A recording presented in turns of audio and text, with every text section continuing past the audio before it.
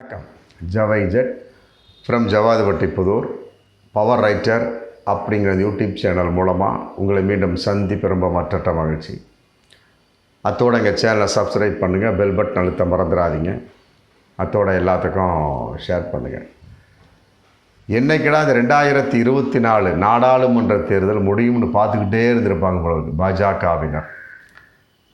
அதுக்கு முன்னாடியும் பல விதமான பாலியல் சீண்டர்கள், பாலியல் வன்கொடுமைகள் இருந்தது.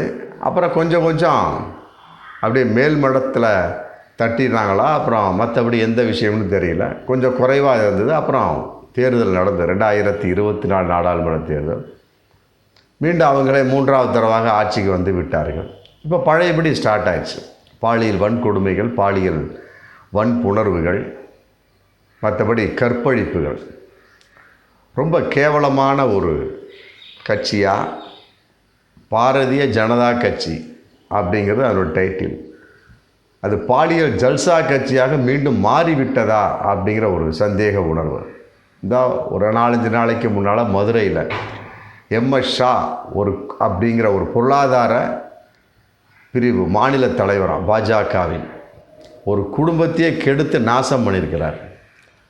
அப்பங்கார மகளுடைய செல்ஃபோனை பார்க்குற சமயத்தில் அது ஆபாசமான பதிவுகள், ஆபாசமான பேச்சுக்கள்.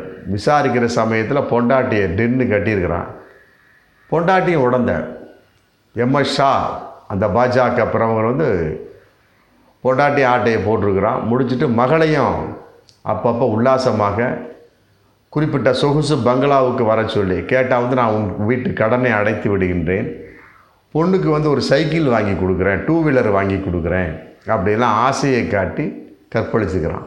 கற்பழித்து இன்றைக்கி கண்டுபிடிக்கப்பட்டு மதுரை போலீஸார் அந்த எம்எஸ் ஷாவையும் உடந்தையாக இருந்த அந்த குழந்தையினுடைய அம்மாவையும் தூக்கி உள்ளே போட்டிருக்கிறாங்க.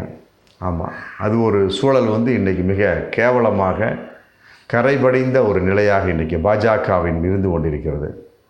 அதையெல்லாம் மீறும் வண்ணமான ஒரு செயல் இன்றைக்கி சமீபத்தில் எஃப்ஐஆரே பதிவு பண்ணிட்டாங்க.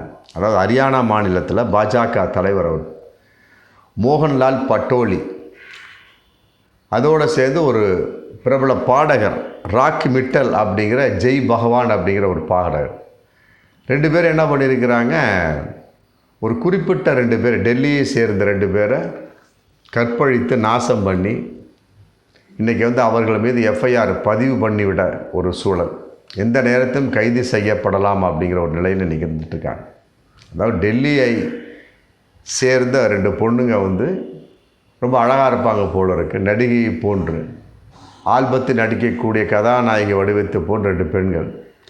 அவங்க அங்கே இருக்கக்கூடிய ஒரு ஹோட்டலில் தங்கியிருக்காங்க, ரோஸ் காமன் அப்படிங்கிற ஹோட்டல். ஹிமாச்சல் பிரதேசத்தில் டெல்லியை சேர்ந்த 2 பெண்கள் 3/7/2023 சுற்றுலா வந்திருக்கிறாங்க. அந்த ஹோட்டலில் தங்கியிருக்க சமயத்தை எப்படி டச்சிங் கிடச்சிதுன்னு தெரியல. எப்படி இருந்தாலும் ஒரு லிங்க் இல்லாமல் அந்த தொடர்பு இருந்திருக்கிறாரு. பின்தொடர்ந்து வந்தார்களா அல்லது இந்த 2 பெண்களுக்குமே இருவரும் ஆல்ரெடி தொடர்பில் இருந்தவர்களா அப்படிங்கிறது தெரியல. பார்க்கக்கூடிய சமயத்தில் டக்குன்னு அந்த மோப்பம் பிடிச்சி 2 பெண்கள் இருக்கக்கூடிய அந்த ரோஸ் காமன் ஹோட்டலுக்கு 2 பேரும் போயிட்டாங்க. மோகன்லால் பட்டேலா, அதாவது ஹரியானா மாநில பாஜக தலைவர், இன்றைய பாஜக மோகன் பட்டேலாவும், மற்றபடி அந்த ராக்கி மிட்டல் அப்படிங்கிற அந்த ஜெய் பகவான் அப்படிங்கிற பாடகரும் போய் உடனே அறிமுகமாயிருக்கிறாங்க. இந்த மாதிரி அவர் மோகன்லால் பட்டேலா சொல்லியிருக்கிறார், பாஜக தலைவர், ஹரியானா பாஜக தலைவர், நான் அரசியல்வாதி, உனக்கு நான் வேலை வாங்கி கொடுக்குறேன் அப்படின்னு ஒரு சில ஆசை வார்த்தைகளை காட்டியிருக்கிறார். அதே நேரத்தில் அந்த ராக்கி மிட்டல் அப்படிங்கிறவர், நான் ஒரு ஆல்பம் தயாரிக்கிறேன், அதில் நீங்கள் தான் கதாநாயகி அப்படின்னு ஒரு ஆசை வார்த்தையை போட்டு மற்றபடி குஜாலாவை பேசியிருக்கிறாங்க. பேசியிருக்க சமயத்தில் 2 பேரும் படிச்சுட்டாங்க. உடனே மது வாங்கி அருந்துவோம் சொல்லி போட்டு கான்செப்டில் அருந்தக்கூடிய சமயத்தில் 2 பெண்களும் மறுத்துருக்குறாங்க, எங்களுக்கு மது வேணாமுங்க அப்படின்னு சொல்லி போட்டு. உடனே வலுக்கட்டாயமாக மதுவை கொடுத்து அவர்களை மது அருந்த வைத்து போதையில் தள்ளாட வைத்து அந்த இருவருமே அந்த 2 பெண்களையும் கற்பழிச்சிருக்கிறாங்க அந்த ரோஸ் காமன் ஹோட்டலில் வச்சு. இது 3/7/2023 சுற்றுலா சென்ற அந்த தினத்தில் நடந்திருக்குது. இன்றைக்கி அந்த பெண்கள் மிரட்டப்பட்டார்கள், மற்றபடி எங்களுக்கு பாதுகாப்பு இல்லை அப்படின்னு சொல்லி போட்டு மிகப்பெரிய ஒரு போலீஸில் கம்ப்ளைண்ட் கொடுத்துருக்காங்க. இதையெல்லாம் விட ஒரு குறிப்பிட்ட ஏரியாவுக்கு வர வச்சு மிரட்டல் விட்டுருக்குறாங்க. போன 2 மாதத்துக்கு முன்னாடி பஞ்சுகுலாவுக்கு வர சொல்லி பொய்யான கிரிமினல் வழக்கையும் உண்மையில் பதிவு செய்வேன். ஏன்னா அந்த பொண்ணுங்க மிரட்டியிருப்பாங்க, அதே நேரத்தில் கெஞ்சியிருப்பாங்க, வேறு விதமாக கூத்தாடி இருந்திருப்பாங்க. அதன் அடிப்படையில் பஞ்சுகுலாவுக்கு வர வச்சு 2 பெண்களுக்கு மேலே நாங்கள் கிரிமினல் வழக்கு பதிவு செஞ்சுவிட்டு அதையும் மிரட்டியிருக்கிறாங்க. அதையும் இந்த பெண்கள் இன்றைக்கி போலீஸில் கம்ப்ளைண்ட்டாக பதிவு பண்ணியிருக்கிறாங்க. இப்படி ஒரு சூழல் போய்கிட்டுருக்கு பாஜகவினுடைய ஒரு நிலைமை. இதையெல்லாம் விட இதுக்கு முன்னால் பிரிட்ஜ் பூஷன் சம்பந்தப்பட்ட வகையில் எந்த ஒரு நடவடிக்கையும் எடுக்கவில்லை.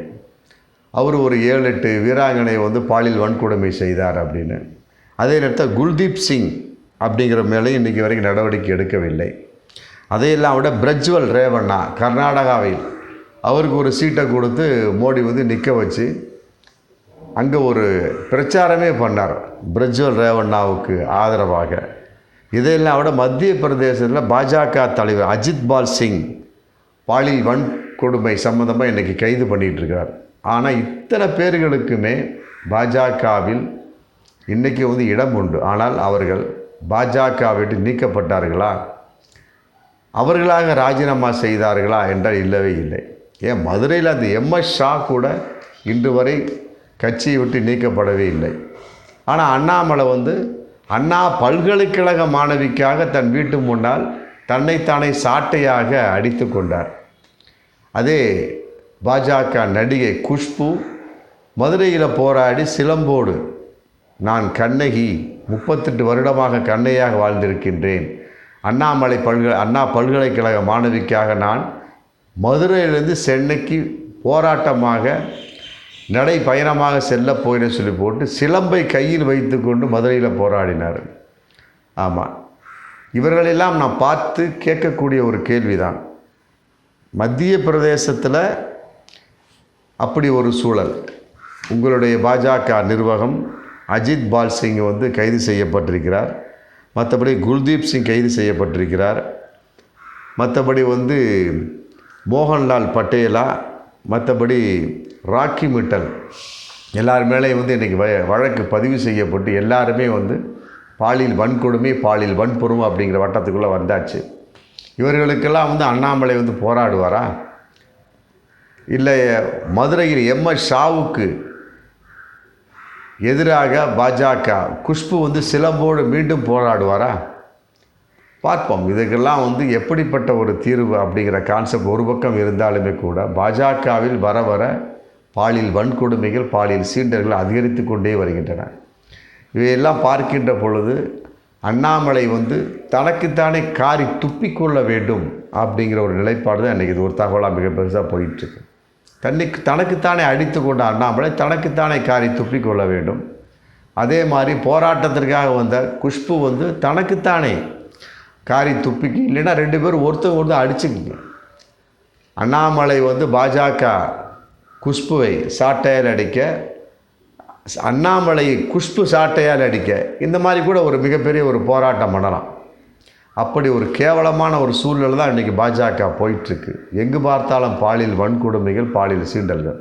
ஆனால் ஒரு ஆள் கூட ராஜினாமா செய்யலை.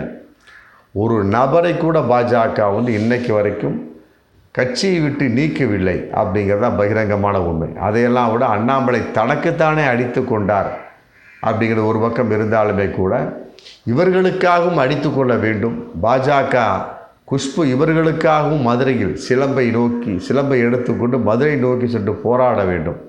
ஆமாம், அப்படிங்கிறத எல்லோரும் எதிர்பார்க்கக்கூடிய ஒரு தகவலாக இன்றைக்கி இருந்துகிட்டு இருக்கு. பார்ப்போம் மீண்டும் அடுத்த வீடியோ. நன்றி.